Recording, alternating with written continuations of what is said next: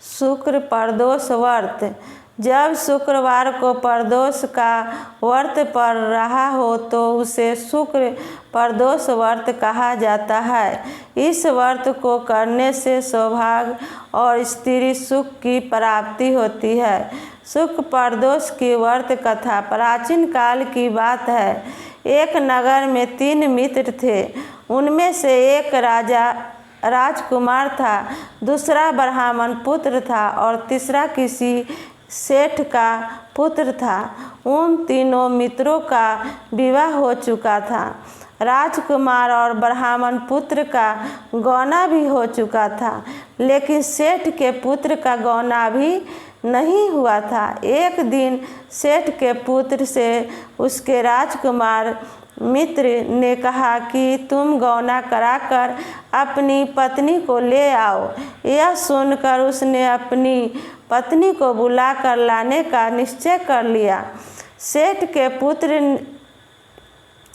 पुत्र ने घर जाकर कहा कि मैं अपनी पत्नी को लेने अपनी ससुराल जा रहा हूँ। यह सुनकर उसके घर वालों ने कहा कि अभी शुक्र अस्त है, अर्थात शुक्र ग्रह डूबा हुआ है। ऐसे समय में बहू को विदा कराकर नहीं लाते हैं। जब शुक्रोदय हो जाते हैं तब ले जाना। लेकिन वह नहीं माना और अपनी पत्नी को लेने अपनी ससुराल चला गया। ससुराल में जाकर जब उसने कहा कि वह अपनी पत्नी को विदा कराने आया तो उसके ससुराल वालों ने भी उनसे समझाया कि अभी शुक्रास्त है, जब शुक्रोदय हो जाए तब ले जाना। लेकिन वह नहीं माना और अपनी पत्नी को विदा कराने पर अड़ गया।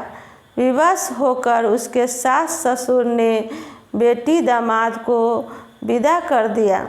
रास्ते में उसकी बैलगाड़ी का पहिया टूट गया और बैल की भी एक टांग टूट गई। उसकी पत्नी को भी चोट आई। आगे चलने पर डाकुओं ने उनका सारा धन लूट लिया। वह रोता पीटता घर पहुंचा। वहां पहुंचते ही उसे सांप ने डस लिया। वैद्यों ने उसे देखने के बाद कहा कि यह 3 दिन में मर जाएगा। जब ब्राह्मण पुत्र को पता लगा कि वह सेठ के पास गया, उसने सेठ से कहा कि आपका पुत्र शुक्रास्त में अपनी पत्नी को विदा कराकर लाया है, इसीलिए यह घटनाएं घटी हो रही है। इसे इसकी पत्नी सहित वापस ससुराल भेज दें। वहाँ पर यह दोनों शुक्र प्रदोष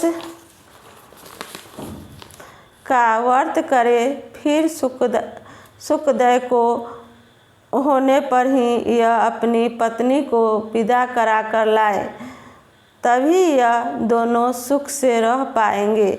उस ब्राह्मण पुत्र की बात मानकर सेठ ने अपने पुत्र को वापस उसकी ससुराल भेज दिया। वहां पहुंचकर सेठ के पुत्र ने अपनी पत्नी सहित शुक्र प्रदोष का व्रत किया। इससे सेठ के पुत्र का जहर उतर गया। फिर शुक्रोदय होने पर सेठ का पुत्र अपनी पत्नी को विदा कराकर अपने घर ले आया। अब वह सुखपूर्वक रहने लगा।